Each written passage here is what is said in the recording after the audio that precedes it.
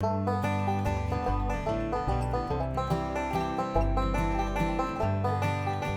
time, we learn that many of our evergreens that we've had planted in our garden succumb to insect problems, disease issues, could be other associated problems these plants deal with, and they decline over time. So we do learn what you might not consider planting in your garden. And one of the nice evergreens that you'll see in most people's or many people's gardens are the blue spruce. But there is a canker now, and it's a fungal disease that affects blue spruce, and usually from the bottom of the tree, as it works its way up, the needles fall off. So I might not recommend planting this in the garden because there's no real cures for this. So it's very important when you go out and select your evergreens, you do, maybe the best is go online, research evergreens, research the type, and I just put in blue spruce problems right away in the search engine. You're going to see lots of problems or no problems. At the same time, when you go to buy your evergreens at your garden store, ask the question, are people experiencing growing issues with this plant? Is this the best type or best variety I can have in my garden? Because there's new varieties and new types, especially with junipers, which we'll look at in a little bit. There's certain types of junipers that are better for the garden. One of my favorite plants that has been affected, in fact, all throughout the Blue Ridge Mountains and in the Appalachia, is the hemlock. In fact, I remember years ago camping under hemlocks almost as wide as this table. Now they're all gone. And they are affected by an insect. It is known as the woolly adelgid.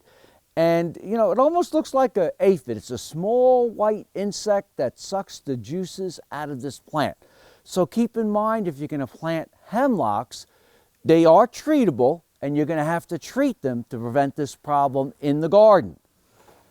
Getting back to what we looked at a few minutes ago, the Colorado blue spruce or the blue spruce normally looks like this, nice and blue, but if it does get the canker, it starts looking like this, or like this. Eventually, from the bottom up, it loses its needles. No real control once you've already have the problem. I really do like planting native plants. The native Virginia red cedar is a wonderful plant, or juniper, that you can grow in a garden. They're a male and female plant. Some years they're loaded with blueberries. Some years they're not.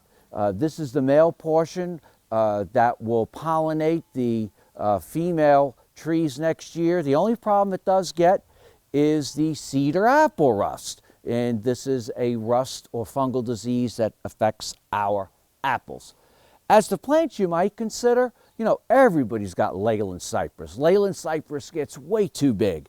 But there's a certain variety of Leyland Cypress that is called Gold Rider. Beautiful golden tipped foliage at the tips. Really have found no problems with this. It gets about half the size. It's usually maybe 15 feet wide by 25 feet tall, nowhere near 40 by 60 feet. As to junipers, this is juniper blue ice. So if you're having problems with junipers, you might plant this beautiful blue ice juniper. As to long-needled pines, one of my favorites is known as the Morris pine. Again, the key, do the research.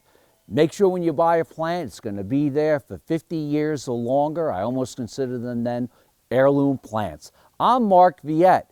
Join me next time in the garden. For more garden tips, go to inthegardenradio.com.